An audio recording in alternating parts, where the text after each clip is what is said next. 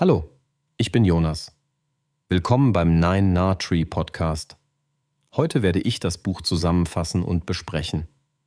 Die besten Fußballtricks von Sandra Noah ist ein mitreißender, kindgerechter Einstieg in die Welt des runden Leders und richtet sich an Mädchen und Jungen ab 7 Jahren. Das Buch verbindet anschauliche Schritt-für-Schritt-Anleitungen mit vielen spielerischen Übungen, die auch ohne Vereinsplatz, teure Ausrüstung oder lange Vorerfahrung funktionieren.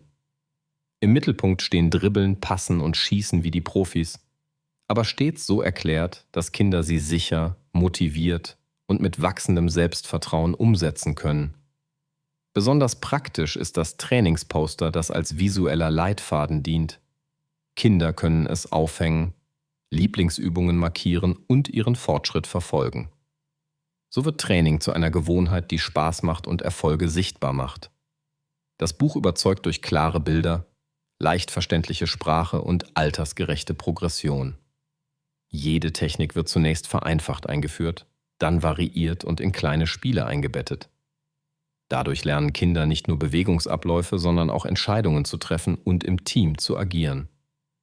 Eltern und Trainerinnen erhalten zudem wertvolle Hinweise zur Organisation kurzer, abwechslungsreicher Einheiten, zur Motivation und zur Sicherheit. Die Übungen fördern Koordination, Balance, Reaktionsvermögen und Spielübersicht gleichermaßen und legen damit ein solides Fundament für spätere Leistungssteigerung. Ob im Garten, im Park oder auf dem Bolzplatz, allein mit Geschwistern oder in der Gruppe. Dieses Buch macht aus jeder freien Minute eine Chance, sich zu verbessern und Freude am Fußball zu erleben. Ich werde Ihnen die wichtigsten Erkenntnisse aus diesem Buch mitteilen. Erstens, Dribbling und Finden. Ballgefühl, Richtungswechsel und 1 gegen 1. Dribbling ist das Herzstück des kindlichen Fußballerlebens, denn mit dem Ball am Fuß fühlen sich Kinder sofort wie echte Spielgestalter. Das Buch vermittelt die Grundlagen so, dass aus ersten tapsigen Kontakten zunehmend kontrollierte, flüssige Bewegungen werden. Zunächst steht die enge Ballführung im Mittelpunkt. Kleine Schritte, Blick halb nach vorn, halb nach unten, Ball nah am Fuß, Tempo kontrollieren statt blind zu rennen. Kinder lernen, mit Innen- und Außenseite zu tippen, mit der Sohle zu stoppen und den Ball mit dem Körper gegen Gegner abzuschirmen. Dadurch wächst das Vertrauen in die eigene Technik und das lästige Verlieren des Balls bei jeder kleinen Berührung wird seltener. Ein weiterer Schwerpunkt sind Richtungswechsel. Hier zeigt das Buch variantenreiche Bewegungen vom einfachen Haken über Sohlenzieher bis hin zu Übersteigern und Scheren. Jede Finte wird in überschaubare Schritte zerlegt. Standbeinposition, Kontaktpunkt, Hüfteinsatz, Schultertäuschung, letzter Beschleunigungsschritt. Die Übungen beginnen ohne Druck, etwa durch Slalom, um Hütchen oder Stöcke, und steigern sich zu kleinen Duellen mit einem Partner. Besonders für Kinder wichtig: der Spaßmoment. Deshalb sind viele Aufgaben als Spiele verpackt, zum Beispiel Dribbelstaffeln, Farbenreaktionen oder Fangspiele mit Ball. So entsteht hohe Wiederholungszahl ohne Langeweile. Ein großer Gewinn ist die beidfüßige Schulung. Übungen regen an, jeden Ablauf sowohl rechts als auch links zu trainieren. Das vermeidet Einseitigkeit und hilft, im Spiel unter Druck bessere Lösungen zu finden. Zusätzlich gibt das Buch Korrekturhinweise, etwa nicht zu weit vorzulegen, den Oberkörper leicht vorzubeugen und den letzten Kontakt explosiv zu setzen. Häufige Fehler wie starres Starren auf den Ball, zu große Schritte oder fehlende Stabilität werden auf kindgerechte Weise angesprochen und behoben. Abgerundet wird das Kapitel durch das 1 gegen 1. Kinder erfahren, wie sie Raum einschätzen, die richtige Finte passend zur Spielsituation wählen und nach gewonnenem Duell sofort beschleunigen. Es geht nicht nur um Tricksammlung, sondern um das Verstehen, wann welche Bewegung sinnvoll ist. Kleine Spielformen mit schmalen Zonen, Zeitbegrenzung oder Bonuspunkten für kreative Lösungen sorgen dafür, dass Mut, Spielfreude und Entscheidungsfreude wachsen. So wird Dribbling zu mehr als Technik. Es wird zum Ausdruck von Persönlichkeit auf dem Platz. Zweitens, Passspiel und Ballannahme, Teamwork, erster Kontakt und Spielübersicht. Gutes Passspiel beginnt mit einem verlässlichen ersten Kontakt. Das Buch führt Kinder behutsam an die Ballannahme heran, damit der Ball nicht verspringt, sondern zum Mitspieler oder in den freien Raum weitergeleitet werden kann. Kernprinzip ist die offene Stellung. Körper und Füße zeigen in die Richtung, in die der zweite Kontakt gehen soll. Kinder üben, den Ball mit der Innenseite weich abzubremsen, mit der Außenseite wegzulegen oder mit der Sohle zu kontrollieren. Schritt für Schritt entsteht das Gefühl, den Ball zu beruhigen und gleichzeitig den nächsten Spielzug vorzubereiten. Beim Passen steht Präzision vor Kraft. Mit kurzen Distanzen und klar markierten Zielen lernen Kinder den Innenseitpass, bevor sie längere Distanzen angehen. Der Blick geht kurz zum Ziel, dann zurück zum Ball, Fußgelenk stabil, Standbein neben dem Ball, sauberer Durchschwung. Variationen umfassen Pässe nach einem Richtungswechsel, Doppelpass, Klatschen lassen oder Wandspiel an einer Mauer. Kleine Wettbewerbe wie Zieltore oder Punktefelder steigern die Motivation und geben unmittelbares Feedback über Genauigkeit. Die Buchstruktur fördert Partnerschaft und Gruppendynamik. Kinder erfahren, wie wichtig Kommunikation ist. Vororientierung, Rufzeichen, Blickkontakt und Laufbereitschaft ohne Ball. Dreiecksformen, einfache Rondos und Kreisspiele schulen Passwinkel und Entscheidungsfindung ohne Überforderung. Die Regeln sind so reduziert, dass selbst Anfänger schnell Erfolgserlebnisse sammeln. Wenn ein Ball verloren geht, gibt es klare Ideen, wie man ihn sofort wieder zurückerobert, zum Beispiel durch aktives Gegenpressen im Kleinfeld. Ein weiterer Baustein ist die beidfüßige Technik. Pässe und erste Kontakte werden auf beide Füße verteilt, oft mit einfachen Rhythmusaufgaben oder Farbimpulsen verknüpft, um die Wahrnehmung zu schärfen. So entwickeln Kinder ein natürliches Repertoire und müssen im Spiel weniger überlegen, weil Mechanismen automatisiert sind. Die Übungen sind bewusst alltagsnah gestaltet. Auf engem Raum lassen sich mit Hütchen, Getränkeflaschen oder Kreidemarkierungen klare Ziele schaffen. Eltern bekommen Hinweise, wie sie aufmuntern statt zu korrigieren, und Trainerinnen erhalten Tipps, wie sie Gruppen mit unterschiedlichen Niveaus mischen, damit alle gleichermaßen gefordert und gefördert werden. Besonders hilfreich sind Spielformen, die zwischen Kooperation und Wettbewerb wechseln. Mal zählt die Anzahl gelungener Pässe in Folge, mal wird ein Punkt nur dann gewertet, wenn der erste Kontakt in den freien Raum zeigt. So lernen Kinder, dass ein guter Pass selten zufällig ist, sondern das Ergebnis von Orientierung, Timing und sauberer Technik. Auf diese Weise wird Passspiel mehr als Ball verschieben. Es wird zum Herzstück von Teamwork, Kreativität und Spielfluss. Drittens: Torschuss und Abschluss. Technik, Entscheidungsfreude und Kaltschnäuzigkeit. Nichts begeistert. Kinder so sehr wie der Moment, wenn der Ball im Netz zappelt. Das Buch baut die Schusstechnik methodisch sicher auf, damit Treffer nicht Glückstreffer bleiben, sondern reproduzierbar werden. Zuerst geht es um das richtige Standbein, die Entfernung zum Ball und die Hüftposition. Beim Schuss mit dem Spann sorgt ein fester Knöchel, ein sauberer Treffpunkt mittig auf dem Ball und ein durchgezogener Schwung für Wucht.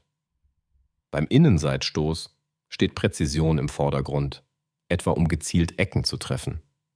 Kinder lernen, den Blick kurz vor dem Schuss zu senken, den Oberkörper leicht über den Ball zu lehnen und das Standbein seitlich knapp neben dem Ball zu setzen.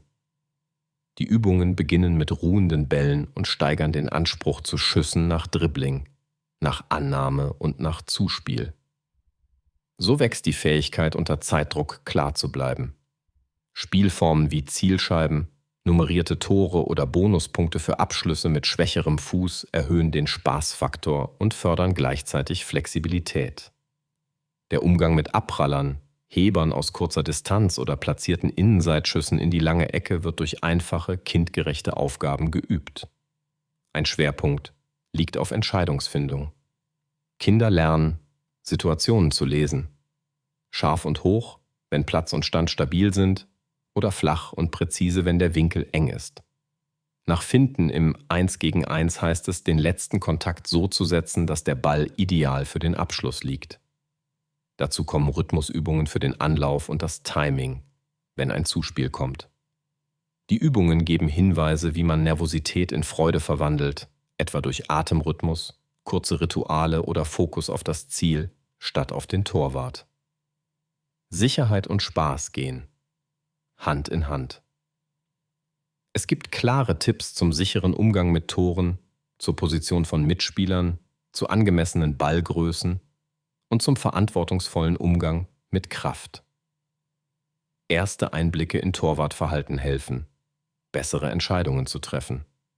Kleine Wettbewerbe werden so gestaltet, dass alle häufig zum Abschluss kommen, damit Erfolgserlebnisse gerecht verteilt sind. Besonders wertvoll ist die Verbindung von Technik und Spielform. Abschlüsse werden nicht isoliert trainiert, sondern in spielnahe Szenarien eingebettet. Konter nach Balleroberung, Abschluss nach Doppelpass, Schuss aus zweiter Reihe nach Ablage. Kinder erfahren, dass Tore das Ergebnis guter Vorbereitung sind. So entwickelt sich Kaltschnäuzigkeit. Keine Hektik, klarer Plan, mutige Ausführung. Dieser Ansatz stärkt Selbstvertrauen und macht den Unterschied, wenn es darauf ankommt. 4. Koordination, Athletik und Beweglichkeit. Das Fundament für saubere Technik. Technik gelingt erst dann konstant, wenn der Körper sie tragen kann. Das Buch legt deshalb großen Wert auf koordinative Grundlagen, ohne die Freude am Spiel zu schmälern. Kinder trainieren Balance, Rhythmus, Reaktion, Orientierung und Kopplungsfähigkeit in spielerischen Parcours, die wenig Material benötigen. Mit Hütchen, Markierungen, Stangen oder Reifen lassen sich Laufwege und Sprungfolgen kreieren, die den Puls erhöhen und das Nervensystem anregen. Kurze, abwechslungsreiche Stationen sorgen für viele Wiederholungen bei geringer Ermüdung, ideal für junge Spielerinnen und Spieler. Bewegungsaufgaben werden oft mit Farb- oder Zahlensignalen verknüpft. Ein Ruf oder Handzeichen ändert die Richtung.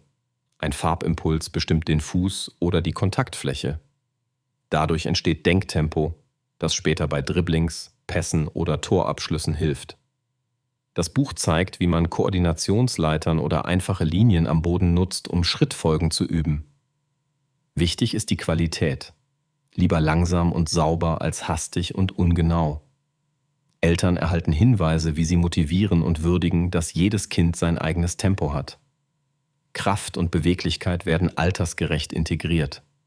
Statt schwerer Belastungen setzt das Buch auf Stützübungen, Sprunglandungen mit weichem Knie, Hüpfer, Stabilität in der Körpermitte und dynamische Dehnformen.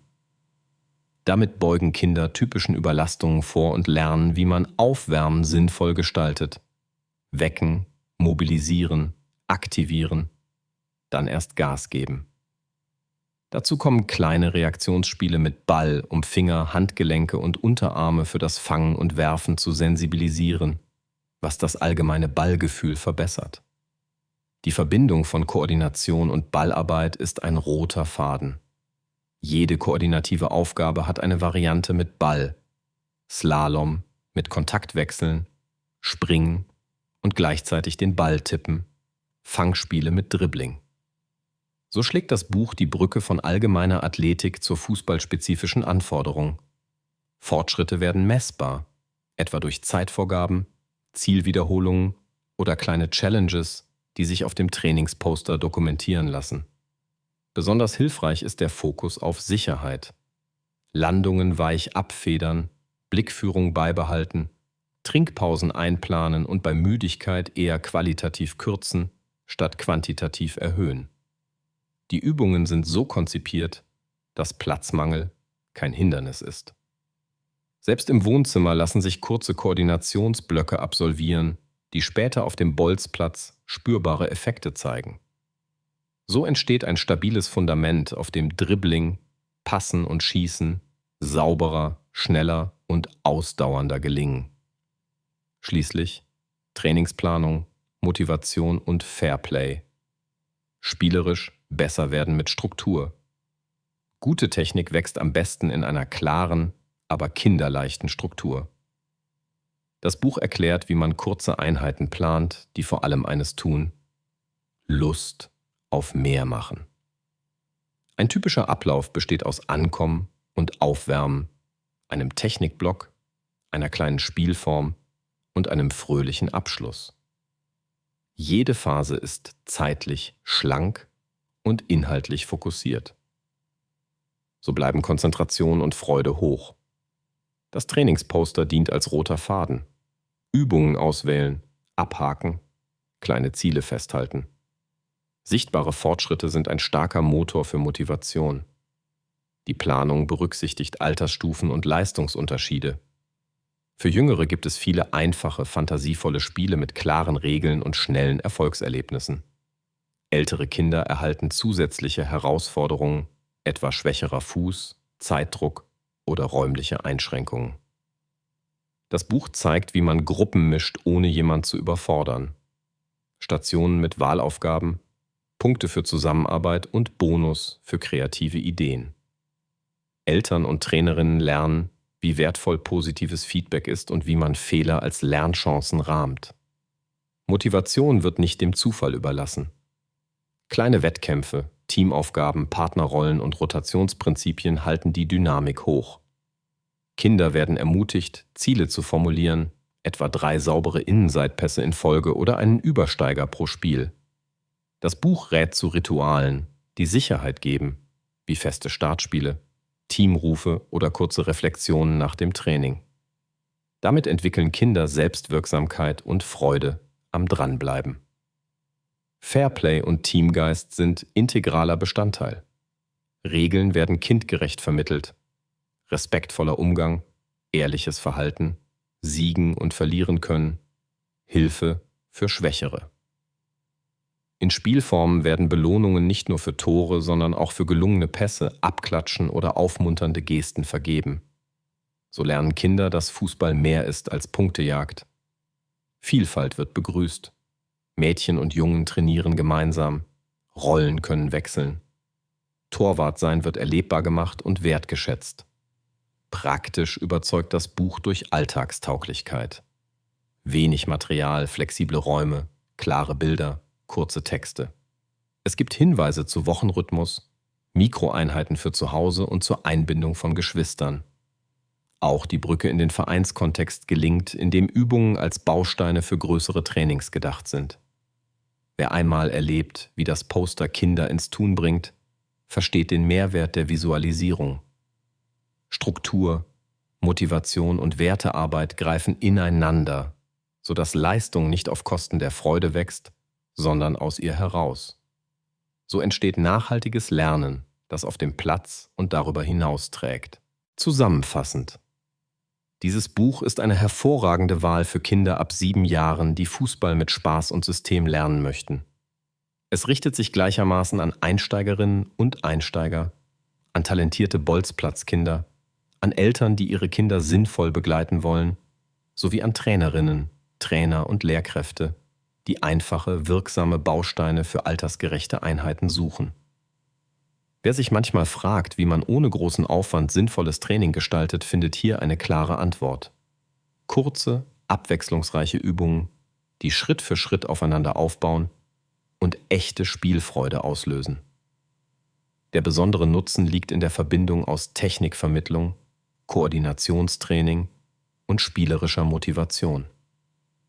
Kinder entwickeln nicht nur feinmotorische Fähigkeiten, sondern auch Mut, Entscheidungsfreude und Teamgeist.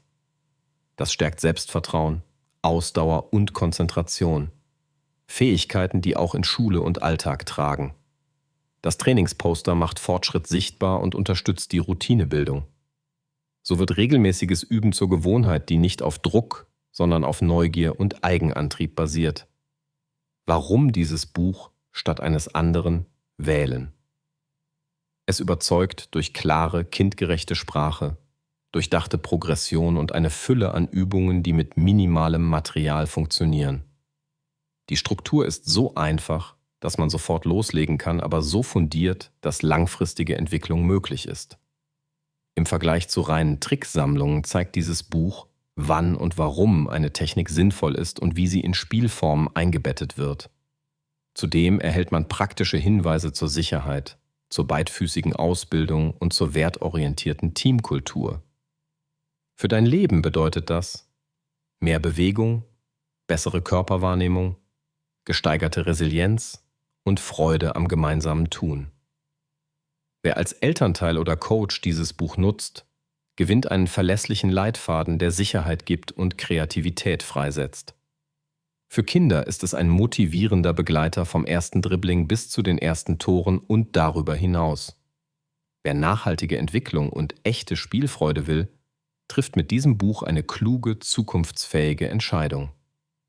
Wenn Sie unterstützen möchten, Sandra Noah, können Sie das Buch über den Amazon-Link kaufen, den ich in der Podcast-Beschreibung angegeben habe. Lassen Sie mich nach dem Lesen des Buches wissen, was Sie davon halten und teilen Sie Ihre Gedanken mit. Bis bald.